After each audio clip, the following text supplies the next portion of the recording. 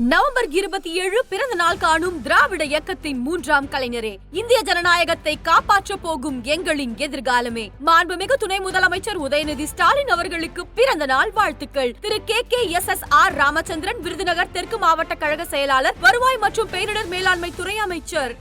உங்கள் தங்க நகையை அதிக விலைக்கு விற்கவும் மற்றும் அடகில் இருக்கும் தங்க நகையை மீட்டெடுத்து அதிக விலைக்கு விற்கவும் உடனே அணுகவும். Prime gold hub 9840551787. No compromise. உங்க சைடுலயும் எங்க சைடுலயும்.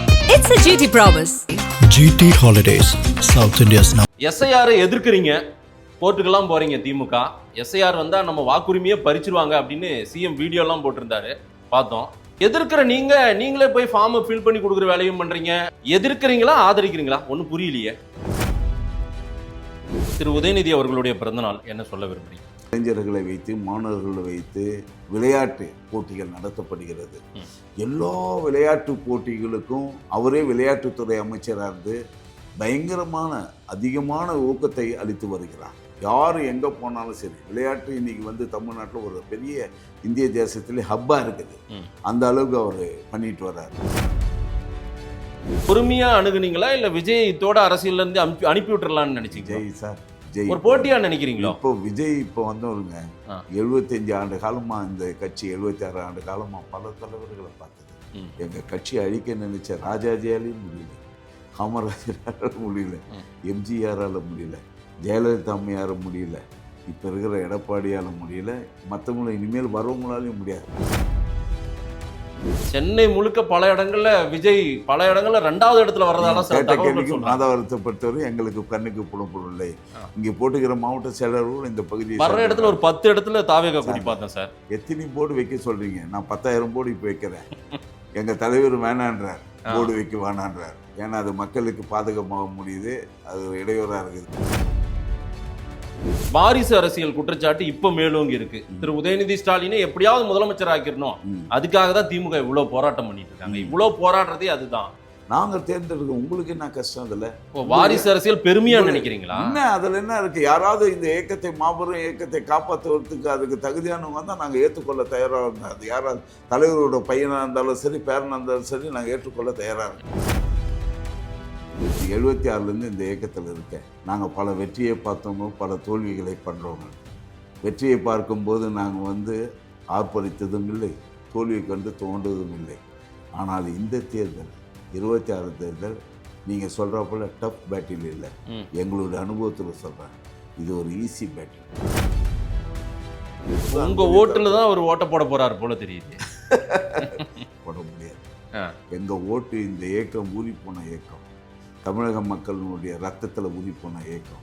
திராவிட இந்த இயக்கம் இருக்கு, திராவிட ரத்தம் இருக்க, அது எந்த கட்சி வேற எந்த கட்சிக்கும் விட்டுக்கூடாது. திராவிட முன்னேற்ற கழகம் தான் போடும், உதயசூரியனுக்கு தான் போடும். அதன் தமிழர்களுக்கு வணக்கம். பல்வேறு துறைகளில் ஆக சிறந்த ஆளுமைகளை சந்தித்து நாம் நேர்காணல் எடுத்து வருகிறோம்.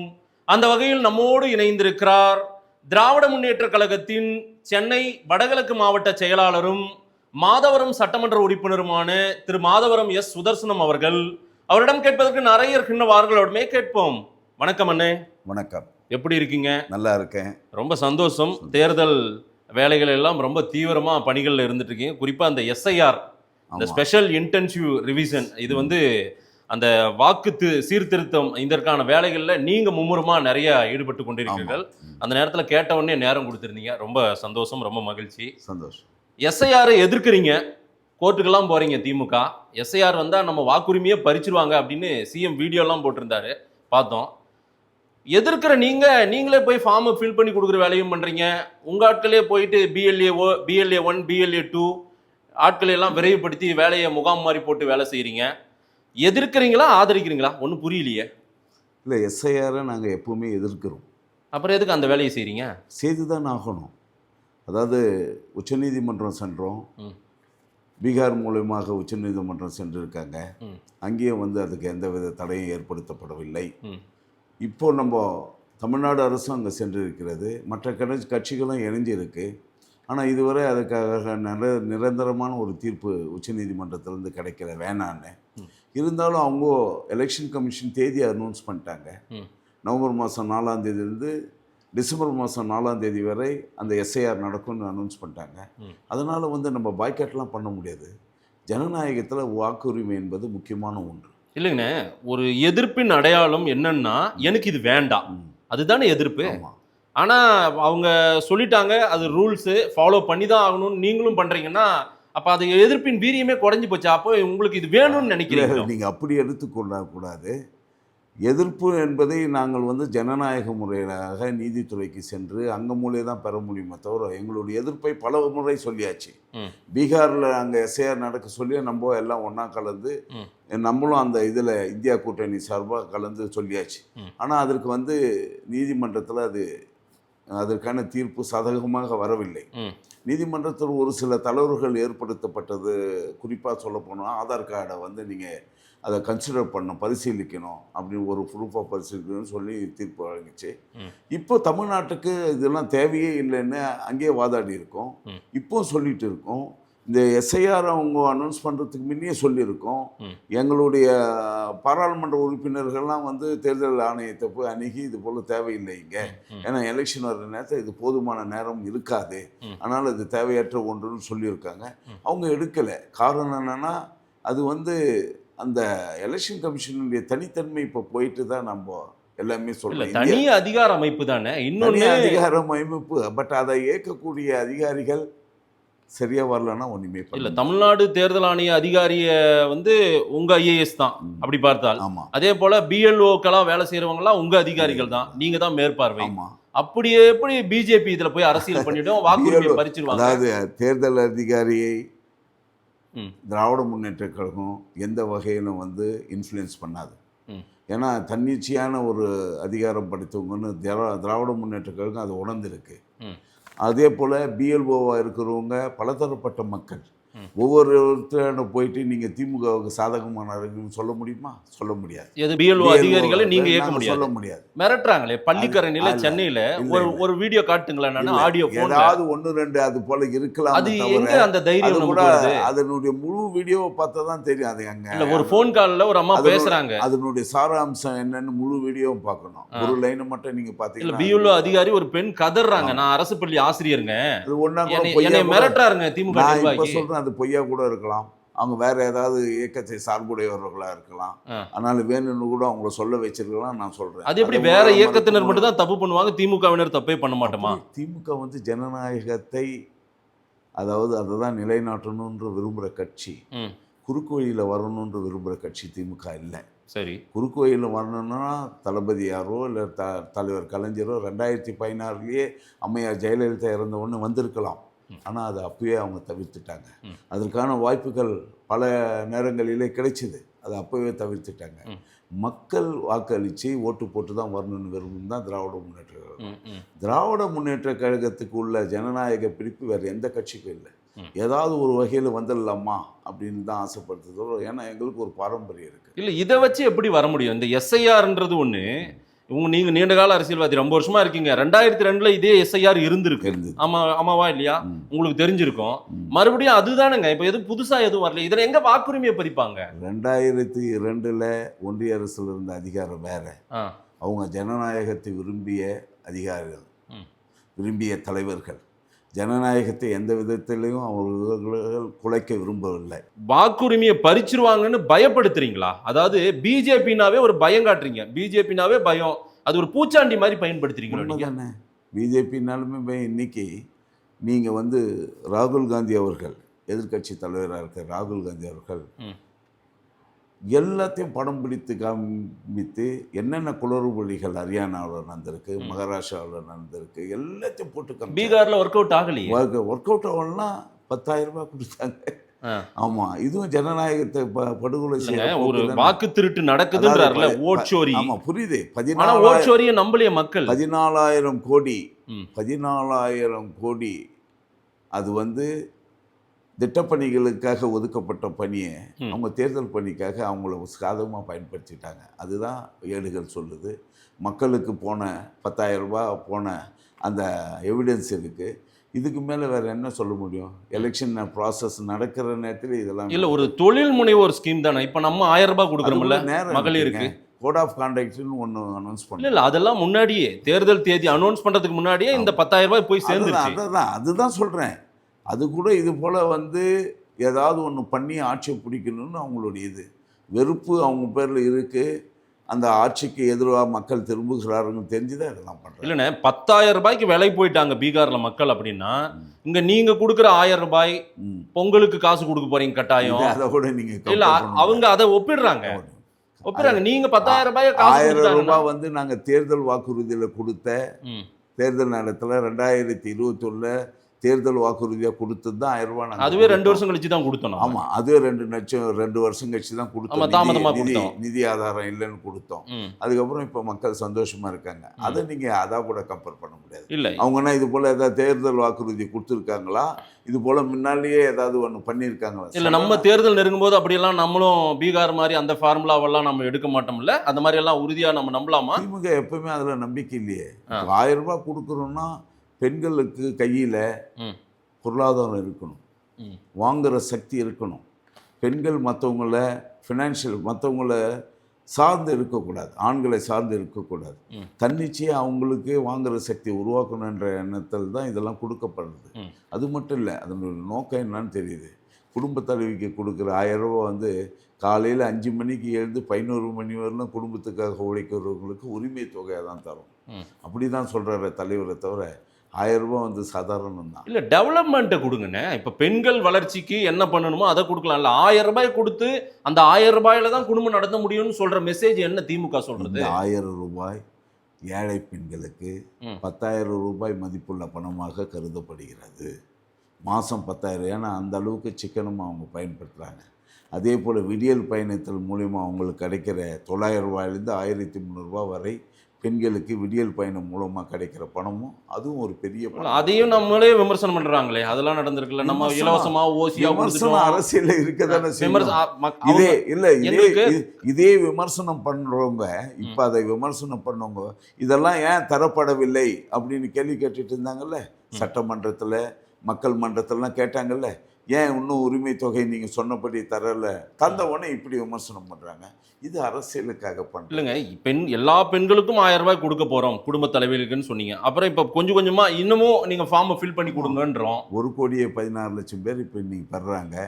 இப்போ உங்களுடன் ஸ்டாலின் அந்த நிகழ்வு மூலியமா ஒரு 28-30 லட்சம் பண்ணியிருக்காங்க. அதற்காக அந்த விண்ணப்ப படிவங்கள்லாம் ஆய்வுக்கு உட்படுத்தப்பட்டு வருகிறது. அதில் என்னென்ன இருக்குதுன்றது அது கவர்மெண்ட்டினுடைய பாலிசி. ஏற்கனவே முடிவெடுக்கப்பட்ட 5 வருஷத்துக்கு முன்னே முடிவெடுக்கப்பட்ட பாலிசி. இப்போ 1,16,00,000 தானே கொடுக்குறீங்க, மீதி ஆளுகளுக்கு கொடுக்கலன்னு எதிர்கட்சி சொல்றாங்கல்ல. இதே வாய் தானே பேசுது. இல்லைங்க, கொடுக்கறதுனா முழுமையா கொடுத்துருக்கணும். எல்லாருக்கும் கொடுக்கறதுன்னு தானே சொன்னீங்க. எல்லா குடும்ப தலைவர்களுக்கும் கொடுக்கறதுன்னு சொன்னீங்களா? சொல்லியிருக்கலாம். இப்போ கொடுக்குறோம். இப்போ கொடுக்குறீங்கன்னா தேர்தல் இருக்கும்போது கொடுக்குறீங்க. அதே பீகார் ஃபார்முலா தான். அப்படி நினைக்கக்கூடாது. இப்போ கொடுக்குறோம். இப்போ எங்களுக்கு நிதி ஆதாரம் ஓரளவு கம்ஃபர்டபுளாக இருக்குது, அதனால கொடுக்குறோம். ஆமாம், அது அப்படி எடுத்துக்க வேண்டியது தான். களத்துக்கு இப்போவே நீங்கள் களத்தில் வேலை செய்கிறீங்க. இந்த பக்கம் ஏடிஎம்கே எப்போவுமே வழக்கமாக டிஎம்கே வெர்சஸ் ஏடிஎம்கே அரசியல் தமிழ்நாட்டில். இப்போ விஜய் புது ஃபேக்டர் அவர் வேற எழுந்துக்கிட்டு திமுகவுக்கும் தாவேகாவுக்கும் தான் போட்டின்றாரு. அவரு சொல்லிக்கிறார். நாங்கள் எப்போ சொல்லியிருக்கோமா? நாங்கள் திமுகவுக்கும் தாவேகாவுக்கும் நாங்கள் சொன்னோமா? சொல்லலையே. நாங்கள் எப்போ சொல்லியிருக்கோமா? நீங்கள் பார்த்துருக்கீங்களா? ஆனாலும் இன்னைக்கு சொல்லிக்கிறார். பக்கம் ஒரு பெரிய கூட்டம் போயிட்டே இருக்கு. கூட எங்களுக்கும் திமுகவுக்கு தான் போட்டின்னு தான் சொல்லுவார். சரி. அப்புறம் இப்போ அந்த அம்மா பிரேமலதா எங்கள் கட்சி இல்லாத யாருமே ஆட்சி அமைக்க முடியாதுன்னு இன்னைக்கு சொல்லியிருக்காங்க. இது போல் அந்தந்த தலைவர்கள் அந்தந்த கட்சியை சார்ந்தவங்க சொல்லிக்கிறதுல என்ன சார் இருக்கு? தங்களை முன்னிலைப்படுத்துறதுக்கு திமுகவை பயன்படுத்த. ஆனால் போராட வேண்டியது இருக்கும் போல தெரியுது. 26 அப்படியெல்லாம் ஒன்றும் இல்லை. நாங்கள் ஒரு பெரிய கட்டமைப்பு உள்ள கட்சி. நான் ஒரு மத போல சொல்லலை. நாங்கள் ஜனநாயக பணியை தேர்தல் பணியை விவரமாக மக்கள் விருப்பப்படி எந்த விதத்தில் மக்களுக்கு எதிராக நாங்கள் பண்ணுறதில்ல. மக்கள் விருப்பப்படி தான் செய்கிறோம். நீங்கள் ஓரணியில் தமிழ்நாடு ஒன்று பண்ணோம், உறுப்பினர் சேர்க்கறது. ஏறக்குறைய 2.5 கோடி மக்கள் பண்ணோம். ஓடிபியே கொடுத்தாங்க. மக்கள் தானாக முன்வந்து ஓடிபியை கொடுத்தாங்க. அதுக்கப்புறம் ஓடிபி நீதிமன்றத்தால் தடுத்து நிறுத்தப்பட்டது. அதுக்கப்புறம் நாங்கள் போனால் கூட எங்களை வரவேற்று தான் பண்ணாங்க. இவ்வளவு பெரிய வரவேற்பை நிச்சயமாக நாங்கள் கூட எதிர்பார்க்கல. ஆமாம், நாங்கள் கூட எதிர்பார்க்கல. அந்த அளவுக்கு எங்களுக்கு மக்கள் மத்தியில் வரவேற்பு இருக்குது. அது நல்லபடியாக போயிட்டு இருக்கு. அப்போ இங்கேயும் அந்த இது போயிட்டு இருக்கு, கேரியான் ஆகிட்டு. இல்லை, உங்கள் மேலே எந்த கோபமும் இல்லை, எங்களை வரவேற்கிறாங்க மக்கள் அப்படின்னா அலையா உங்க பக்கம் திரள்றோம். ம். ஆனா புது கட்சிகள்லாம் பெரிய கூட்டம் போகுது எங்க பார்த்தாலும். 20,000 பேர் 15,000 பேர் சேர்றது ஒரு பெரிய கூட்டம்னு சொல்ல முடியாது. 20,000 30,000 பேர் இல்ல, அதுவே ஒரு பெரிய கூட்டம் தானே. கூட்டம்னு சொல்ல முடியாது. ம்.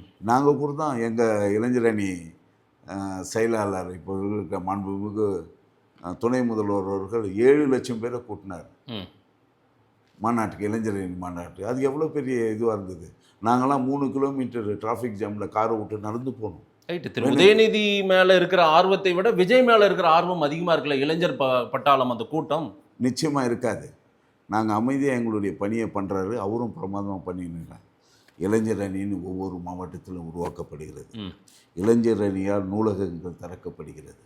இளைஞர் அணியால் இளைஞர்களை வைத்து மாணவர்களை வைத்து விளையாட்டு போட்டிகள் நடத்தப்படுகிறது. எல்லா விளையாட்டு போட்டிகளுக்கும் அவரே விளையாட்டுத்துறை அமைச்சராக இருந்து பயங்கரமான அதிகமான ஊக்கத்தை அளித்து வருகிறார். யார் எங்கே போனாலும் சரி, விளையாட்டு இன்றைக்கி வந்து தமிழ்நாட்டில் ஒரு பெரிய இந்திய தேசத்திலே ஹப்பாக இருக்குது. அந்த அளவுக்கு அவர் பண்ணிட்டு வர்றார். இளைஞர்கள் நேரடியாக வராங்க. நாங்கள் யாரையும் கூட்டத்தை கூட்டி சாவடிக்க விரும்பலை. இல்ல, ஏன் அப்படி சாகடிக்க விரும்பலன்னா யாராவது சாகடிச்சு யாராவது செய்யணும்னு பண்றாங்களா எப்படி? மக்களுடைய, அதாவது எங்களுடைய தலைவர் ஒவ்வொரு கூட்டத்திலையும் கடைசியாக ஒரு சொல்ல வார்த்தை என்னன்னா, நீங்கள் இவ்வளோ பேர் வந்திருக்கீங்க, அமைதியாக உங்களுக்கெல்லாம் எந்த பாதிப்பும் இல்லாமல் நீங்கள் வீட்டுக்கு போய் பொறுமையாக போகணும், வேகம் இருக்கக்கூடாது, பொறுமையாக கடைப்பிடிச்சிட்டு போகணும், இது என்னுடைய அறிவுரைன்னு சொல்லுவார். என்ன அர்த்தம்? வந்திருக்கிற மக்களுக்கு நீங்க நல்லபடியா போக, எல்லாருமே அதான் நினைப்பாங்க சார். ஒரு விபத்தை போயிட்டு நீங்க வந்து கூட்டத்துக்காக லேட்டா வர்றது, அதெல்லாம் எங்க கட்சியில் இல்லவே இல்லை. அரசியல் கட்சி தலைவர்கள் உங்களுக்கு தெரியாது என்ன சொல்ற நேரத்துக்கு சில மணி நேரம் கொஞ்சம் தாமதமாக வராது. நாங்கெல்லாம் கரெக்டா வருவோம். 5 மணினா தலைவர் 5 மணிக்கு அங்கே டவுன் இருப்பார். ஆமாம், நீங்கள் ஷெட்யூலை பார்த்தா கூட சரி. இன்றைக்கி கூட நம்முடைய துணை முதல்வர்கள் ஆவடியில் ஒரு பெரிய நலத்திட்ட உதவிகள் வழங்க விழா திருவள்ளூர் மாவட்டத்துக்காக பல்லாயிரக்கணக்கான ரூபாய் பெருமான நலத்திட்ட உதவிகள் வழங்கப்பட்டது. மாற்றுத்திறனாளிகளுக்கு வழங்கப்பட்டது. பட்டா ஏறக்குறைய ஒரு 30,000 பட்டாக்கள் இன்றைக்கி வழங்கப்பட்டது. மக்களும் வந்தாங்க. என்ன அமைதியாக உட்காந்துட்டு அவங்கள அருமையாக ஆர்கனைஸ் பண்ணிட்டு போகிறோம். நாங்கள் இப்போ ஆளுங்கட்சியில் மட்டும் இல்லை, எதிர்கட்சியாக இருக்க சொல்லி நான் மாவட்ட செயலாளர் முள்ள பல கூட்டங்களை நடத்தியிருக்கேன். எங்களுக்கு வந்து வரவங்களுடைய பாதுகாப்பு தான் முக்கியம். காவல்துறையுடைய பேச்சை நாங்கள்லாம் கேட்போம்.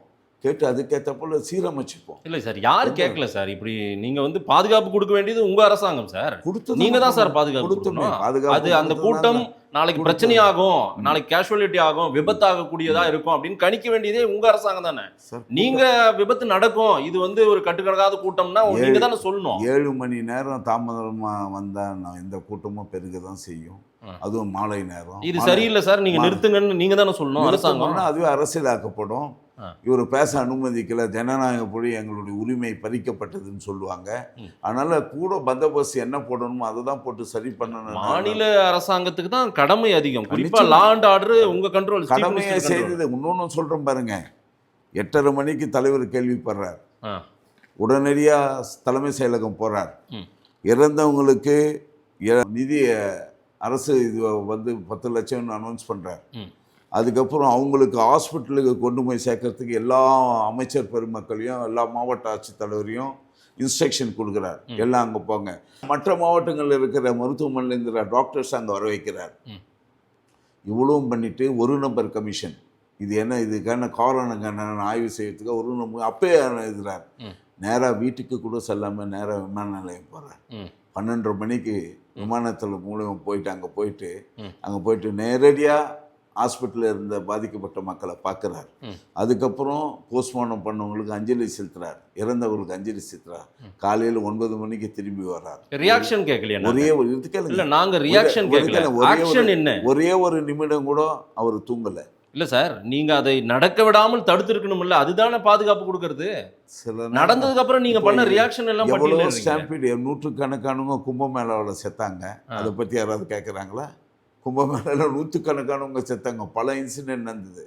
இது போல கேட்குறாங்களா? அது இப்போ கூட நெருக்கடியில் பல இடங்கள்ல நடந்தது, அதெல்லாம் கேட்குறாங்களா? அதனால இது அளவுக்கு இது எங்களை பொறுத்தவரை இது எதனால ஏற்பட்டதுன்றது அப்பவே எங்க தலைவர்கள் சொல்லிட்டாங்க. சரி, ஃபர்தரா நான் ஒன்று சொல்லி, நான் ஒரு மாவட்ட செயலாளர், தலைவர்கள் சொல்லிட்டாங்க. அப்போ கூட இதில் எவ்வளோ பொறுமையாக திராவிட முன்னேற்ற கழகம் இருக்குதுன்னு உங்களுக்கு நல்லா பொறுமையா அணுகுனீங்களா இல்ல விஜய் இதோட அரசியல்ல இருந்து அனுப்பி விட்டுறலாம்னு நினைச்சீங்க? விஜய் சார், விஜய் ஒரு போட்டியா நினைக்கிறீங்களோ? இப்போ விஜய் இப்போ வந்தவருங்க ஆ. 75 ஆண்டு காலமா இந்த கட்சி 76 ஆண்டு காலமா பல தலைவர்களை பார்த்தது. எங்க கட்சி அழிக்க நினைச்ச ராஜாஜியாலையும் முடியல, காமராஜரால முடியல, எம்ஜிஆரால முடியல, ஜெயலலிதா அம்மையார முடியல, இப்போ இருக்கிற எடப்பாடியால முடியல, மற்றவங்களும் இனிமேல் வரவங்களாலையும் முடியாது. ஒரு த்ரெட்டா பாக்குறீங்கல்ல விஜய? திரட்டெல்லாம் இல்லை, ஜனநாயகத்தில் அவங்க ஒரு எதிரி. அந்த ஜனநாயகத்தில் எங்களை எதிர்த்து நிற்கிறவங்க, அவ்வளோதான். த்ரெட்டெல்லாம் எங்களுக்கு எப்பவுமே இல்லை. அவர் ஒரு பெரிய ஓட்டை உங்களுக்கு உடைக்கிறாருல்ல சார், உங்களுக்கு ஒரு சேதாரத்தை ஏற்படுத்துறாருல்ல சார்? அது இப்போ தெரியாது, உடைக்கிறான்னு நீங்கள் சொல்கிறீங்க, அது இப்போ தெரியாது, தேர்தலுக்கு அப்புறம் தான் தெரியும். இல்ல உங்களுக்கு தெரியலையா? இப்போ மாதாவரத்தை நீங்க இன்ச் பை இன்ச்சா அளந்து வச்சிருப்பீங்க. மாதாவரத்தை பொறுத்தவரை ஆ. எங்களுக்கு கண்ணுக்கு புலப்படவில்லை அப்படியா அப்படின்னு நான் நிச்சயமா சொல்லுவேன். சென்னை முழுக்க பல இடங்கள்ல விஜய் பல இடங்கள்ல 2வது இடத்துல வர்றதால சில கேட்ட தகவல்கள் கேள்விக்கு சொல்றாங்க. மாதாவரத்தை பொறுத்தவரை எங்களுக்கு கண்ணுக்கு புலப்படவில்லை. இங்கே போட்டுக்கிற மாவட்ட செயலர்களும் இந்த பகுதியை வர்ற இடத்துல ஒரு 10 இடத்துல தாவேகா கூடி பார்த்தேன் சார். எத்தனை போர்டு வைக்க சொல்றீங்க? நான் 10,000 போர்டு இப்போ வைக்கிறேன். எங்க தலைவர் வேணான்றார், போர்டு வைக்க வேணான்றார். ஏன்னா அது மக்களுக்கு பாதுகாப்பாக முடியுது, அது இடையூறாக இருக்குதுன்னு. 10,000 பேனர் எங்களால் வைக்க முடியும். ஆமாம், அதனால் போர்டு வச்சதுனால எல்லாம் தலைவர் ஆகிட முடியாது. புரியுதுங்களா? எல்லா கட்சியும் பெரிய கட்சியாக இருக்குதுன்னு நீங்கள் நினைக்க முடியாது. அதுக்குன்னு ஒரு ஆய்வு வரப்போகுது, தேர்தல் வரப்போகுது. அங்கே எவ்வளோ வாங்குறான்னு நீங்களே தெரிஞ்சுக்க போறீங்க, நாங்களும் தெரிஞ்சுக்க போறோம். இன்னும் 6 மாசம் இருங்க, நாங்க வந்துடுறோன்றாங்களே. அவங்க சொல்றாங்க சவால் எல்லாம் விட்டாங்க பாத்தீங்களா? யாரையும் வரக்கூடாதுன்னு சொல்றது திராவிட முன்னேற்ற கழகம் இல்லை. இல்ல அதிகாரத்துக்கு வந்துடுறேன்றாங்க. 6 மாசம் தான், நாங்க யாருன்னு காட்டுறோம். தாராளமா மக்கள் விரும்பினா வரட்டும், அதுல வந்து நாங்க வரவேற்கிறோம். மக்கள் விரும்பினா. ஆனா மக்கள் விரும்புவாங்களான்றது நீங்க தான் பார்த்துக்கணும். திமுகவுக்கு ஒரு ஆன்டி இன்கம்பன்சி பெரிய அளவுக்கு இருக்கும்ல சார்? ஒரு 4 வருஷம் மக்கள் கொஞ்சம் அதிருப்தி, கோபம் அதையெல்லாம் வெளிப்படுத்துவாங்கல்ல, அதுலயும் வாக்குகள் சரிவை கூட ஏற்படுத்தும்ல? நிச்சயமா இருக்கிறதுக்கான வாய்ப்புகள் இல்லை. எல்லா தரப்பு மக்களையும் நாங்க சந்தோஷப்படுத்தியிருக்கோம். மகளிருக்கு எல்லா விதமான திட்டங்களையும் கொடுத்துருக்கோம். விடியல் பயணம், இப்போ வந்து 1000 ரூபாய், அப்புறம் ஓய்வூதிய பென்ஷனு, அப்புறம் சிற்றுண்டி. காலையில் மகளிர் சம்மந்தப்பட்டது தான் சிற்றுண்டி கூட. தன்னுடைய பிள்ளையை வந்து காலையில் எழுந்த உடனே எழுப்பி குளிக்க வச்சு சாப்பாடு போட்டு அனுப்புறது தாயினுடைய கடமை. அதையும் நாங்கள் இலகுவாக்கியிருக்கோம். எது காலை சிற்றுண்டி மூலிமா. பெண் பிள்ளைங்க படிப்பதற்காக இப்போ, ஏன்னா அது பல இடங்களில் நடக்குது, படிக்க வைக்க முடியலன்னு நிறுத்திடுறாங்க. அந்த பெண் பிள்ளைங்களை படிக்க வைப்பதற்காக நாங்கள் 1000 ரூபாய் பணம் தரோம். அரசு பள்ளியில் படித்தவங்களாம். ஆண் பிள்ளைகளுக்கு 1000 ரூபாய் தரோம். அது மட்டும் இல்லை, சுய உதவி குழுக்களுக்கு இன்னைக்கு கூட, இன்னைக்கு ஆவடியில் நடந்த பொதுக்கூட்டத்தில் அந்த நலத்திட்ட உதவிகளில் 1,19,00,000 சுய உதவி குழுக்கு ஒரே செக்கு கொடுத்துருக்காரு. ஒரே செக்கு, நல்லா இயங்குகிற சுய உதவி குழுக்கு. ஆக பெண்களுக்கு, அதாவது இந்த ஃபினான்ஷியல் இண்டிபெண்டன்ஸ், பொருளாதாரத்தில் சுதந்திரத்தை நாங்கள் கொடுத்துருக்கோம். பெண்கள் வந்து நீங்கள் முன்ன போல தான் இல்லை. முன்னெல்லாம் நீங்கள் பெண்களுக்கு வந்து அடுப்படி ஊதுறதுக்கு தான் பெண்களாக வச்சுருந்தீங்க, அடிமை வச்சுருந்தோம். ஆணுக்கு சமமாக பெண்கள் இல்லை. இன்றைக்கி ஆணுக்கு சமமாக பெண்கள் இருக்கிறாங்க. ஏறக்குறைய 77% பள்ளிக்கல்வி முடிச்சிருக்காங்க, 53% உயர்கல்வி படிச்சிருக்காங்க, 45% வேலைக்கு போகிறாங்க. அந்த அளவுக்கு கொண்டுட்டு வந்தது யாருன்னா நம்ம தான். எல்லாவற்றுக்கும் மேலாக சொத்துல சம உரிமை அளித்தது திராவிட முன்னேற்ற கழகம். அது அழிச்சு ஏறக்குறைய 89லேருந்து பார்த்தீங்கன்னா 36 வருஷம் ஆகுது. அதில் வந்து பெண்களுக்கு சொத்துக்களுடைய பங்கு கிடைச்சி அவங்க சுயமாக பொருளாதாரத்தில் வளர்ந்துருக்காங்க. இந்த அளவுக்கு பெண்களுக்கு. அதே நேரத்தில் உள்ளாட்சி தேர்தலில் நம்ம ஒதுக்கீடு பண்ணது கலைஞர் தான், தலைவர் கலைஞர் தான் 33% முதல்ல ஒதுக்கீடு. வேணா பிரதிநிதித்துவம் அந்த அளவுக்கு கொடுக்குறோமா? 33% எல்லாத்துக்கும் கொடுத்து தானே ஆகணும். உள்ளாட்சியில் கொடுக்குறோம் சார், சட்டமன்றத்தில் கொடுக்குறோமா? அந்த மாதிரி அது சட்டம் வந்து ஏற்றப்பட வேண்டியது பாராளுமன்றத்தில்.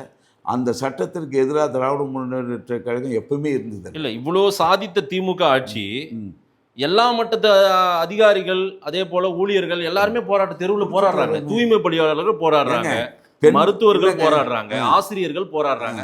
இதெல்லாம் நடக்குதா இல்லையா? போராட்டன்றது 1-2 எப்பவுமே ஜனநாயகத்தில் உண்டு. ஒரு சில போராட்டங்கள் எதிர்க்கட்சியால் தூண்டப்படுவதும் உண்டு. அவங்களே எடுத்துமே நிறுத்தி நீங்கள் பண்ணுங்கன்னு பண்ணணும்னு.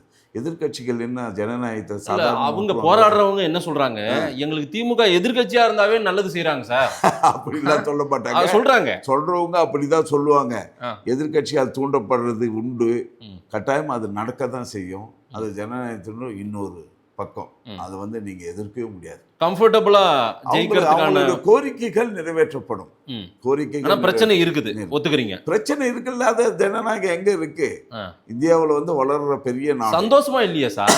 அதிகாரிகள், அரசு ஊழியர்கள் எல்லாம் சந்தோஷமா இருக்காங்க. நீங்க முதல் பெண் டிஜிபியை கொண்டுட்டு வந்தது நம்ம தான். பெண் டிஜிபியை கொண்டுட்டு வந்த பெண்களுக்கு நம்ம கொடுக்குற முக்கியத்துவம் ரொம்ப பெரிய முக்கியத்துவம். பெண்கள் பாதுகாப்பு தமிழ்நாட்டில் எப்படி இருக்கு? நிறைய இருக்கு. என்ன சார், என்ன நீங்க என்ன பீகார் போலியா இருக்கீங்க? திரு எடப்பாடி பழனிசாமி குற்றச்சாட்டு அடுக்குறாரு. அவரு அப்படித்தானங்க சொல்லணும். அப்படின்னா அவரு கோயம்புத்தூரை சுட்டி காட்டுறாரு, அண்ணா யூனிவர்சிட்டி இஷ்யூ சுட்டி அவரு காட்டுறாரு. இல்லாத இருந்ததா? அவர் ஆட்சி காலத்துல எவ்வளவு இருந்தது? இப்ப நீங்க வந்து குற்றங்கள் எல்லாம் பெண்களுக்கு எதிரான குற்றங்கள் இப்பொழுது நிறைய குறைஞ்சிருக்கு. ஏறக்குறைய 25-30% நீங்க எடுத்து அந்த கிரைம் பியூரோ இது எடுத்து பாருங்க சார். குறைஞ்சிருக்கு. கோயம்புத்தூர்ல ஒரு இன்சிடென்ட் நடந்துச்சு. ராமநாதபுரத்துல ஒரு 12ஆம் வகுப்பு பெண்ணை ஒருதலை காதல் கொண்டுட்டு போறாங்க. துப்பாக்கி கலாச்சாரம் சார். திமுகவை சேர்ந்த நிர்வாகி சேலத்துல ஒருத்தர் சுடப்படுறாரு கள்ள துப்பாக்கியில. துப்பாக்கி கலாச்சாரம் எல்லாம் தமிழ்நாட்டுல நடந்திருக்கு. அதை தான் எடப்பாடி சுட்டி காட்டுறாரு. தமிழ்நாட்டுல யாருக்குமே பாதுகாப்பு இல்லை. எல்லா காலத்திலும் இது இது எடப்பாடி காலத்தில் இது போன்ற சம்பவங்கள் நிறைய நடந்திருக்கு. நீங்க எண்ணிக்கை எடுத்து பாருங்க, டேட்டாவை எடுத்து பாருங்க. இதை விட அதிகமாக தான் இருக்கும். இதை விட அதிகமாக தான் இருக்கும். அவரு எதிர்கட்சி தலைவர் சொல்லித்தான் ஆகணும். ஏதாவது ஒரு வகையில் ஆளுங்கட்சியை குற்றம் சொல்லி தான் அவர் வாழ்க்கை நடத்த முடியும், பண்ண முடியும். அதனால பண்ணிட்டு இருக்காரு. அதை நாங்கள் பெருசாக எடுத்துக்கிறது இல்லை. பட் இருந்தாலும் எங்கள் தலைவர் எதிர்கட்சி தலைவர்கள் சொல்கிற கருத்துக்கெல்லாம் ஆய்வு செய்யாமல் விடுறதில்லை. அதிகாரிகளை கேட்காத விடுறதில்லை. அதை எப்படி அட்ரஸ் பண்ணுறது, ஏதாவது இதுன்றது அதுக்கான எல்லா வகையும் எங்கள் தலைவர் மாண்புமிகு முதல்வரும் துணை முதல்வரும் பண்ணிட்டு தான் இருக்காங்க. வாரிசு அரசியல் குற்றச்சாட்டு இப்போ மேலோங்கி இருக்கு. திரு உதயநிதி ஸ்டாலினை எப்படியாவது முதலமைச்சர் ஆக்கிடணும், அதுக்காக தான் திமுக இவ்வளவு போராட்டம் பண்ணிட்டு இருக்காங்க. இவ்வளவு போராடுறதே அதுதான். வாரிசு அரசியல் யாருக்கு இல்லை? அமித்ஷா பையன் வந்து ஜெய்ஸ்வாலி, அவர் அரசியல் இல்ல, அரசியல் பிசிசிஐல எந்த அடிப்படையில் வர நேரடியாக தேர்ந்தெடுக்கப்பட்டார். அவர் விளையாட்டு துறையில இருந்துட்டு போறாரு. விளையாட்டு துறையில எல்லாரையும் பயமுறுத்தப்பட்டு அந்த இடத்துக்கு கொண்டு வரப்பட்டவர். அது போல ராஜ்நாத் சிங்கினுடைய பையன் வந்து இப்போ இதுவா இல்லையா? அது போல இல்லையா? எல்லா மத்திய அமைச்சருடைய பசங்க இப்ப அங்க இருக்காங்க. அதனால வாரிசு நாங்க விரும்புறோம் சார். எங்களுடைய சின்னவரை நாங்கள் அடுத்தது அவர் தான் இந்த இயக்கத்தை தலைமையேற்று நடத்தப்பட வேண்டும், அவர் தான் நடத்தணும்னு நாங்கள் விரும்புகிறோம். கட்சிக்காரர் விரும்புகிறோம், எங்கள் கட்சியில் இருக்கிற கோடிக்கணக்கான இளைஞர்கள் விரும்புகிறோம். ஆமாம், எங்கள் ஜென்ரேஷன் முதியவர்களும். வெளியில மக்கள் ரசிக்கிறாங்களா இதை?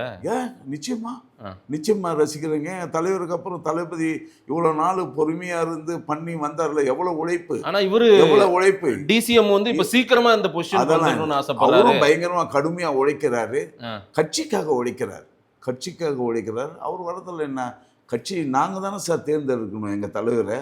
நாங்கள் தேர்ந்தெடுக்க உங்களுக்கு என்ன கஷ்டம்? அதில் வாரிசு அரசியல் பெருமையா நினைக்கிறீங்களா? என்ன அதில் என்ன இருக்கு? யாராவது இந்த இயக்கத்தை மாபெரும் இயக்கத்தை காப்பாற்றுவதற்கு அதுக்கு தகுதியானவங்க தான் நாங்கள் ஏற்றுக்கொள்ள தயாராக இருந்தோம். அது யாராவது தலைவரோட பையனாக இருந்தாலும் சரி, பேரனாக இருந்தாலும் சரி, நாங்கள் ஏற்றுக்கொள்ள தயாராக இருக்கோம். இல்லை சார், நீங்களாம் எத்தனை காலமா இருக்கீங்க? என்ன இல்லை, அந்த குடும்பத்துல இருந்து மட்டும் தான் அதிகாரத்துக்கு வரணுமா? வேற யாரும் வரக்கூடாதுன்றாங்க. காப்பாற்றப்பட வேண்டும் இந்த இயக்கம். வேற யாரும் ஒரு உழைத்தவர்கள் கிட்ட போனா அந்த இயக்கம் காப்பாற்ற அந்த அளவுக்கு அவங்களுக்கு பவர் சென்டர் வராது. மக்கள் விரும்பணும் இல்ல, அவரும் விரும்புறாங்க. அவங்க சினிமா துறையில இருந்தவர் வாழையடி வாழையா வந்தா அது ஒரு மன்னர் ஆட்சி மாதிரி சொல்ல மாட்டாங்க. யாரு மன்னர் ஆட்சி? ஜனநாயகப்படி தானே வராங்க. அவரும் தேர்ந்தெடுக்கப்பட்டவர் தானே, மக்களால் தேர்ந்தெடுக்கப்பட்ட சட்டமன்ற உறுப்பினர், திருவள்ளுவர்கேணி சேப்பாக்கத்தில் தேர்ந்தெடுக்கப்பட்ட சட்டமன்ற உறுப்பினர். அதுக்கப்புறம் என்ன இருக்கு, அமைச்சராக இருந்தார். அது கூட 3 ஆண்டுகள் கழிச்சு அமைச்சரானாரு. இப்போ எங்கள் தலைவருக்கு துணையாக இருக்கணும், துணை முதல்வராக இருக்காரு. நாங்கள் எல்லாம் விரும்புகிறோம். துணை முதல்வரானா கூட அவர் பெரிய போஸ்ட் எடுத்துக்கலையே, பிளன் போஸ்ட் எடுத்துக்கலையே, சாதாரண விளையாட்டு. அவர் தானே எல்லாத்துலையும் முன்னிலைப்படுத்தப்படுறாரு. பண்ணணும் சார், அவர் தான் பண்ணணும். நாங்கள் தான் அப்படி தானே விரும்புகிறோம். இப்போ நானும் கூட என்னுடைய வளர்ச்சிக்கு, நான் வந்து இந்த தொகுதியில் கொஞ்சம் இளைஞர்களை நான் அதிகமாக இருக்கணும்னா அவரை கூப்பிட்டு வந்து விழா நடத்தும் நான் நினைக்கிறேன். அப்போ தான் அது நடக்கும் அப்படின்னு நினைக்கிறேன். அப்போ தான் இப்போ நடந்துகிட்டு இருக்கு. அதனால தப்பு என்ன இருக்கு? எல்லா இடத்துக்கும் அழைக்கப்படுறது. இப்போ நாங்களே தேதி கேட்டு உட்காந்துட்டு இருக்கோம். ஆமாம், அதனால என்ன இருக்கு? இளைஞர்கள் வரணும். எங்களுக்கு இளைஞர்கள் எங்கள் இயக்கத்தில் வரணும். அவரை தவிர வேற யாராலும் இளைஞர்கள் இருக்க முடியாது. அதனால அவர் தான் சரியான இது. 26 தேர்தல் உங்களுக்கு ஒரு டஃப் பேட்டிலாக இருக்கும் போல தெரியுது. ம். ரொம்ப ஒரு ஃபைட்டாக இருக்கும் போல தெரியுது. நாங்கள் வந்து பல தேர்தல்களை பார்த்தவர்கள். ம். அதாவது நான் 76லேருந்து இந்த இயக்கத்தில் இருக்கேன். நாங்கள் பல வெற்றியை பார்த்தவங்க, பல தோல்விகளை பண்ணுறவங்க. வெற்றியை பார்க்கும்போது நாங்கள் வந்து ஆர்ப்பரித்ததும் இல்லை, தோல்வியை கண்டு தோன்றதும் இல்லை. ஆனால் இந்த தேர்தல் 26 தேர்தல் நீங்கள் சொல்கிற போல் டஃப் பேட்டில் இல்லை. எங்களுடைய அனுபவத்தில் சொல்கிறேன், இது ஒரு ஈஸி பேட்டில். ஈஸி பேட்டிலா? ஈஸி பேட்டில், நிச்சயமாக லகுவான பேட்டில்.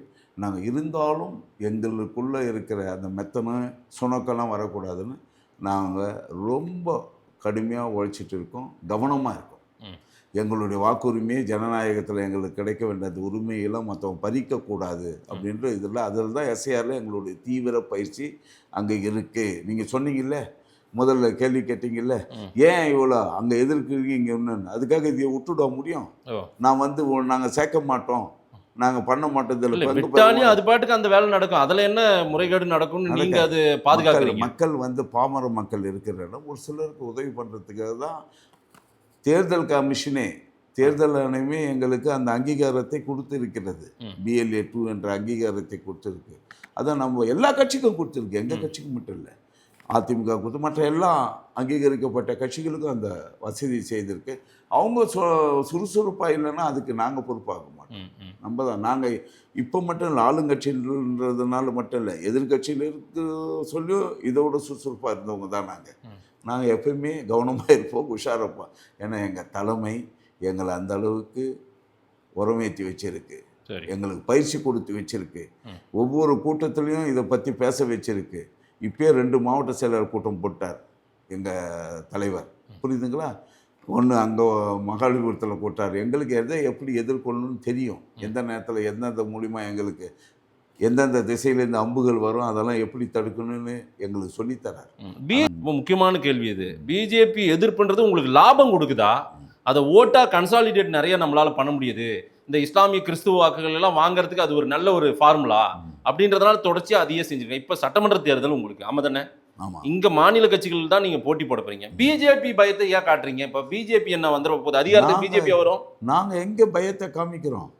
நாங்க பிஜேபி உள்ள வந்துரும், அவங்க பண்ற தப்பு ஆபத்து உள்ள வந்துரும், அவங்க பண்ற தப்பு சுட்டி காட்டுறோம், ஒவ்வொரு தப்பையா சுட்டி காட்டுறோம். அது தப்பு சார். எடப்பாடி தான் சார் உங்களுக்கு போட்டி, எடப்பாடி தானே, எடப்பாடி சபார்டினேட் தானே பிஜேபி. இல்ல இருங்க, நான் சொல்றது கேளுங்க. எங்களுக்கு கல்வியில நிதியை தர வேண்டியது 2180 கோடி 87 கோடி இதுவரை தரப்படவில்லை. அது இல்லாத மும்மொழி கொள்கை நீங்கள் ஏற்றுக்கொள்ள வேண்டும்னு சொல்கிறாங்க, அதை நாங்கள் ஏற்றுக்கொள்ள முடியும். எங்களுடைய சித்தாந்தம், எங்களுடைய கொள்கை, நாங்கள் எப்பவுமே அதை ஏற்றுக்கொண்டது. அண்ணா காலத்திலிருந்து நாங்கள் ஏற்றுக்கொண்டது. அது முடியாதுன்னு இல்லை, இம்ப்ளிமெண்ட் பண்ணாதானே, இம்ப்ளிமெண்ட் பண்ணாதான் காசு ஒதுக்குவாங்க. நீங்கள் ஒத்துக்கிட்டீங்கன்னா இம்ப்ளிமெண்ட் பண்ண போகிறாங்க, பண்ணுவாங்க நிச்சயமா. நாங்கள் ஒத்துக்கிட்டோம்னா இம்ப்ளிமெண்ட் பண்ணுவாங்க. அந்த 2187 கோடிக்காக நாங்கள் ஒத்துக்கிட்டா இம்ப்ளிமெண்ட் ஒத்துக்க மாட்டேன்றீங்க, கொடுக்க மாட்டேன்றாங்க. பண்ண மாட்டோம், கட்டாயமாக பண்ண மாட்டோம். இருமொழி எப்படி நிதி கொடுப்பாங்க? அதனால தான் இருமொழி. ஏன் நிதி கொடுக்க கூடாதா? யாருடைய நிதி? ஒரு விஷயத்தை இம்ப்ளிமெண்ட் பண்ணாதான் சார் காசு கொடுப்பாங்க. யாருடைய நிதி? இங்கிருந்து தமிழக மக்கள்லேருந்து போகிற நிதி தான். அது வளர்ந்த மாநிலம், பல்லாயிரக்கணக்கான கோடிகள், லட்சக்கணக்கான கோடிகள் அங்கே எத்துமை வரியாக கொடுக்குறோம். அவங்க ஒழுங்கான பகிர்வு இல்லை, நம்ம மாநிலத்துக்கு பங்களிப்பு இல்லை, பங்கீடு ஒழுங்காக இல்லை. இல்லை பொய் சொல்றீங்கன்றாங்க நிர்மலா சீதாராமன். என்னங்க இவங்க பச்சை உட்காந்து பொய் சொல்லிட்டு சொல்றாங்கன்னா அதை விட வேற என்ன இருக்கு? கோயம்புத்தூர்ல உட்காந்து சொன்னாங்க, வாங்க எங்கிட்ட யார் பேசுறது? ஒரு அமைச்சர் வந்து எல்லாம் நாங்கள் தயாராக இருக்கோம் சார், எங்க திருச்சி சிவா ராஜாவண்ண போய் பார்க்க சொல்லுங்க, 2 பேரும் போட்டி போட சொல்லுங்க. யார? அவங்கள நிர்மலா சீதாராமன். ஆமாம், இதுக்கு மேலே தனி மேடையே போட்டு பேசுவாங்க. ஏன் சார், நாங்கள் 1 ரூபாய் கொடுத்தா 29 பைசா தராங்க. அதே அவங்க 1 ரூபாய் கொடுக்குற உத்தரப்பிரதேசுக்கு 3 ரூபாய் சில்லறையும் கொடுக்குறாங்க. கேட்டால் அது வளராத மாநிலம், அதை நாங்கள் உங்களாண்டு இந்த பணத்தை எடுத்து அங்கே கொடுக்குறோம், அதுவும் வளர வைக்கிறோம். இல்லை சார், அப்போ எங்களுக்கு தருவது அடிப்படை தேவைகள். நீங்கள் சிறப்பு நிதின்னு கூட வேணாங்க, நாங்கள் பீகார் போல் சிறப்பு நிதி கேட்கல, ஆந்திர பிரதேஷ் போல் சிறப்பு நிதி கேட்கல. நாங்கள் எங்களுடைய பகிர்வை ஒழுங்காக கொடுவோம். இல்லை பெண்டிங்கே இல்லைன்றாங்க சார், போய் சொல்றீங்க நீங்க. பெண்டிங்கே இல்லை. எங்கள் தலைவர் ஒவ்வொரு தலைவரும் மோடியை வச்சுக்கிட்டு நேரு ஸ்டேடியத்தில் சொன்னார், இதெல்லாம் நாங்கள் இவ்வளோ தரோம். இப்போ கிளியரான ஒன்று இல்லை கொடுக்கலன்னு சொல்லி நீங்கள் போய் சொல்லிட்டு கல்வி நிதி கொடுத்துட்டாங்களா? 2187 கோடி கொடுத்துட்டாங்களா? இம்ப்ளிமெண்ட் பண்ணுங்க, கொடுக்குறோம். இன்னும் இவ்வளோ போட்டு அதே நேரத்தில் மெட்ரோவுக்கு தர வேண்டிய சென்னைக்கு ஏதோ இப்போ கொடுத்துருக்காங்க. ஆனால் மதுரையிலையும் கோயம்புத்தூர்லையும் கொடுக்க வேண்டிய மெட்ரோ ரயிலை இது திருப்பி அனுப்புகிறாங்க. என்ன நியாயம்? இல்ல மெட்ரோ அங்க என்ன இல்ல அந்த ஃபெசிலிட்டிஸ் என்னன்றதை இன்னும் கொஞ்சம் விரிவா நீங்க எக்ஸ்பிளைன் பண்ணுங்க. எங்களுக்கு டீட்டெயில் இது போதுமான டீட்டெயில் இல்லைன்னு சொல்றாங்க. மெட்ரோவே இல்லைன்னு சொல்லல அவங்க. கோவைக்கும் மதுரைக்கும் மெட்ரோ இல்லைன்னு சொல்லலையாம். டீட்டெயில இன்னும் கொஞ்சம் தெளிவா கொடுங்கன்றாங்க அவங்க. இதெல்லாம் காலதாமத்தில் பத்திர டாக்டிக்ஸ். நாங்கள் இப்போ பண்ணிக்கிறது தமிழ்நாட்டில் இருக்கிற அதிகாரிகள் வந்து தலை சிறந்த அதிகாரிகள். டிபிஆர் பண்ணுறான்னா சாதாரண பண்ண மாட்டான். அதுக்குன்னு டெண்டர் விட்டு பல கோடி ரூபாய் செலவு பண்ணி தான் அது பண்ணுறோம். சரி, அதை வந்து டிபிஆரை வந்து நம்ம அதிகாரிகள், தமிழ்நாட்டு புத்தி உள்ள அதிகாரிகள், ரொம்ப கூர்மையான அதிகாரிகளை பரிசோதித்து தான் பண்ணுறோம். புரியுதுங்களா? ஆனால் அது வந்து ரிஜெக்ட் பண்ணக்கூடிய அளவுக்கு எந்த கிரவுண்ட் அதில் இருப்பதில்லை அவங்களா சொல்கிறாங்க. வேணுன்னே காலதாமதப்படுத்துறதுக்காக அவங்க ரிஜெக்ட் பண்ணுறாங்க. எல்லா விதத்துலேயும் தமிழ்நாட்டை நம்ம வளர விடக்கூடாதுன்னு எண்ணுறாங்க. இது ரிஜெக்ட் பண்ணுறது மூலிமா தமிழ்நாட்டு அரசுக்கு கெட்ட பெயர் வரணும்னு எண்ணுறாங்க. இது தமிழ்நாடு வளரக்கூடாதுன்னு பிஜேபி நினைக்கிறா? நிச்சயமா அதனுடைய இது தானே. நீங்கள் என்னங்க மெட்ரோ ரயில் வந்து கோயம்புத்தூர் வந்து மான்செஸ்டராக எவ்வளோ ஐடி கம்பெனிஸ் வருது, எவ்வளோ பெரிய இது வளர்ந்துட்டு வருது. அங்கே மெட்ரோ ரயில் வராதுன்னு நாங்கள் சொல்லலையே அப்படின்றாங்க. இதெல்லாம் வளரக்கூடாதுன்னு எண்ணத்தின் அடிப்படையில் தான் இதெல்லாம் ரிஜெக்ட் பண்ணுறாங்க. அதெல்லாம் என்ன புரிஞ்சுக்கணுமா? தனியாக அப்பட்டமா சொல்லணுமா? நாங்கள் உங்களை வளர விட மாட்டோம், அதுக்காக தான் இதை ரிஜெக்ட் பண்ணுறோம்னா சொல்லுவாங்க. இப்படிதான் ஏதாவது ஒரு காரணம். ஆனால் நீங்கள் 2 பேரும் ஃப்ரெண்டு, அண்டர் கிரவுண்ட் டீல்ன்றாரு விஜய் சொல்கிறாரு. அவங்க அடிக்கிற மாதிரி அடிக்கிறது, அல்ற மாதிரி அல்றது நட்பு. அவர் அப்படி தான் சொல்லணும் சார். டூத் அண்ட் நெயில் எதிர்க்கிற எங்கள் தலைவர் பிஜேபி. பிஜேபி வந்து நாங்கள் ஒட்டுமொத்தமாக எதிர்க்கிறோம். ஒவ்வொரு இதையும் சாதாரண ஒரு ஹிந்தியில் கடிதம் வந்தால் கூட அதை எதிர்க்கிறோம். நாங்கள் போயிட்டு அரசியல் சார்பாக நாகரிகத்தோடு ஒரு சில நேரத்தில் பிரதமர் வரவேற்கிறது, பிரதமர் பேசுறது, அதெல்லாம் இருக்கும். அதெல்லாம் வந்து ஜனநாயகத்தில் கட்டாயம் ஒன்று. அதை தவிர்க்க முடியாது யாருமே. அதை போயிட்டு நீங்கள் வேணும்னே வந்து உங்களுக்கு சாதகமாக ஏதோ ஒன்றா விஜய் சொல்கிறாருன்னா விஜய்க்கு என்ன சார் தெரியும்? விஜய் ஏதோ கண்டுபிடிச்சிருக்காரு சார். என்னத்தை கண்டுபிடிச்சார் அவர்? முதல்ல போய் அவங்க இருக்கிற ஆய்வு பண்ண சொல்லுங்கள் சார். யாருக்கு 2 மாதம் ஆச்சு. அது மக்களை இனிமேல் போய் பார்க்க சொல்லுங்க. இறந்த மக்களுடைய குடும்பங்களை போய் பார்க்க சொல்லுங்க. இல்ல அதெல்லாம் பார்த்துட்டாரு. எல்லாம் அரசியல்வாதி. நீங்க அவரை ஃப்ரீயா விட்டீங்கன்னா அவர் பிரச்சாரம் பண்ணுவேன்ற. யாரு தடுக்கிறீங்களாமே? நாங்க ஏன் தடுக்கிறோம்? அதை பர்மிஷன் யாரு தடுக்கிறது? நாங்க அவரு அதிக கூட்டம் கூட்டுதுன்னு சொல்றாரு, அப்பயே நாங்க தடுக்கல. அவரா நின்னுட்டாரு. அவரா அதுக்கப்புறம் எந்த பயனும் ஏற்படும். இப்ப போக ஆரம்பிச்சிட்டாரு. தாராளமா போட்டோம். ஜனநாயகத்துல அவர் யாரு வேணான்றது போட்டோம். அதுக்கு எல்லா அரசாங்கம், எல்லா உதவிகளும், எல்லா பாதுகாப்பும் அரசாங்கம் தரதான் போது. உங்க ஓட்டுல தான் அவர் ஓட்ட போட போறாரு போல தெரியுது. போட முடியாது. எங்க ஓட்டு இந்த இயக்கம் ஊறி போன இயக்கம். தமிழக மக்களினுடைய ரத்தத்துல ஊறி போன இயக்கம். திராவிட இந்த இயக்கம் இருக்கு, திராவிட ரத்தம் இருக்க, அது எந்த கட்சி வேற எந்த கட்சிக்கும் ஓட்டக்கூடாது. திராவிட முன்னேற்ற கழகம் தான் போடும், உதயசூரியனுக்கு தான் போடும். அமித்ஷா பீகார் எல்லாம் முடிச்சிட்டதும் அமித்ஷா மோடி எல்லாம் அடிக்கடி வரப்போறாங்க சார். அடுத்து இது புதுசு இல்லை சார். 2014 என்னைக்கு மோடி பாரத பிரதமரானாரோ அன்னையிலேருந்தே இந்த முயற்சிகள் பல தவிர அமித்ஷா வந்திருக்கார். பல யுக்திகளை அவர் கையாண்டார். பல முறை நம்மளுடைய மோடி வந்திருக்கார், பல யுக்திகளை கையாண்டார். எப்படியோ முயற்சி பண்ணுறாங்க. எல்லாம் தோல்வி. அடுத்து வெஸ்ட் பெங்கால், அதுக்கு பிறகு தமிழ்நாடு, பாண்டிச்சேரின்ட்டாங்க. தோல்வியை தான் கண்டு இருக்காங்க. இது ஒன்றும் வெற்றி அடையவில்லை. இல்லை, இப்போ குறி வச்சுட்டாங்க போல தமிழ்நாட்டு பக்கம். அப்போதான் குறி வச்சு தான் சொன்னாங்க. அப்படின்னா முள்ள வச்சாங்க, இப்போ அதிகமாக வைக்கிறாங்களா? இல்லை, அப்போதான் குறி வச்சு தான் சொன்னாங்க. ஆனால் வெல்ல முடியாது. மக்களுடைய மனசு வந்து திராவிட முன்னேற்ற கழகத்து பக்கம் தான் ஈர்க்கப்பட்டு இருக்குதே தவிர, அந்த சித்தாந்தத்தின் பக்கம் தான் ஈர்க்கப்பட்டு இருக்குதே தவிர. சார், ஒரு அமைதியான மாநிலம், எல்லாருக்கும் எல்லான்ற மாநிலம், ஜாதிய இது இல்லாத மாநிலம், மத பேதமற்ற ஒரு மாநிலம், அதிகமாக படித்த மாநிலம், அதிகமாக தொழிற்சாலை உள்ள மாநிலம், வருவாய் உள்ள மாநிலம், பல துறைகளில் நம்ம முதன்மை பெற்ற மாநிலம். இப்படி தமிழ்நாடு இருக்குதுன்னா திராவிட முன்னேற்ற கழகம் தான். ஒரு ஸ்டேட்டாக பிடிச்சிட்டாங்க பிஜேபி, பிடிச்சிட்டே வராங்க சார். அந்த தமிழ்நாடையும் அவங்க பீகாரையும் தமிழ்நாட்டையும் மக்களையும் பீகார் மக்களையும் நீங்கள் பண்ணாதீங்க, கம்பேர் பண்ணாதீங்க, ஒப்பிட்டு பார்க்காதீங்க. அது வந்து மேட்சே இல்லை. பீகார் மக்கள் இன்னும் இப்போ தான் வளர்கிறாங்க. நம்ம 100% இருக்காங்க, 10-15% தான் படிப்பறிவு, மற்றதை அரசியல் உத்திகளை புரிஞ்சிக்கக்கூடிய மனநிலையில் உள்ளவங்க பாவம் அவங்களே இங்கே தானே சார் வந்து வேலை செய்கிறாங்க. நம்மளே அவங்கள தானே பாதுகாத்து நம்ம இல்லை பாதுகாக்கலன்றாங்களே, நீங்கள் தான் அவங்கள இழிவுபடுத்துறீங்க, அசிங்கப்படுத்துறீங்க. எனக்கு தெரிஞ்சு இங்கே இருக்கிற பீகாரிஸ், இங்கே இருக்க யூபி, இங்கே இருக்கிற வெஸ்ட் பெங்கால் எல்லாமே என்ன சொல்கிறேன், எங்கள் மாநிலத்தெல்லாம் அரசியல்வாதியை நாங்கள் பார்க்கவே முடியாது, ஆனால் உங்களை வந்து பார்க்குறோம் அப்படின்றான். வளர்ந்தவங்களே சொல்கிறாங்க. இங்கே ஒரு 1000 குடும்பங்கள் டிரான்ஸ்போர்ட்டர்ஸ் இருக்கான், பல மாநிலங்களில் வந்துருமா. அவங்க என்ன காளி பூஜைக்கு கூப்பிட்றாங்க, மற்ற இந்த அவங்களுடைய சக்தி பூஜைக்கு கூப்பிடுவாங்க. நாங்கள்லாம் போகிறோம். வட இந்தியர்களுடைய பண்டிகை நிச்சயமாக போகிறோம். வட இந்தியர்களுக்கு இங்கே ஓட்டு கொடுக்கறதெல்லாம் நல்லதுன்றீங்களா திமுக? எங்க இங்கே தான் ஓட்டரும் ஆகியிருக்காங்களா? அதான் சார், அப்போ அவங்களையும் யாரு சார் ஓட்டு கொடுக்க அங்கிருந்து இதுக்காக கொண்டுட்டு வராததான் சொல்றேன். அவங்க ஆனாலே அவங்கள நீங்க தன்மையப்படுத்திட்டீங்க போல. வீடு வாங்கி இங்கேயே குடியிருக்கிறவங்க அவங்க வந்து நாங்க யாரும் ஜனநாயக முறைப்படி தடுக்கவே முடியாது. இந்தியாவில் யார் வேணா எங்க வேணா வசிக்கலாம், அது யாரும் தடுக்க முடியாது. தமிழர்கள் இல்ல, மற்ற இடங்கள்ல இல்ல சார். வட இந்தியர்களுக்கு ஓட்டு உரிமை கொடுக்கலாமா தமிழ்நாட்டில்? நிச்சயமா இருக்கு, ஏற்கனவே இருந்துகிட்டு தானே இருக்கு. சரி, அதுக்குன்னு ஒரு சங்க் ஒரு 1,00,000 பேரையோ 50,000 பேரோ இந்த எலெக்ஷனுக்காக கொண்டுட்டு வந்து இங்க சேர்க்காத அப்படின்றது தான் நாங்க எதிர்க்கிறோம். அந்த மாதிரி நடக்குதா? ஆமா, அது போல நடக்குது.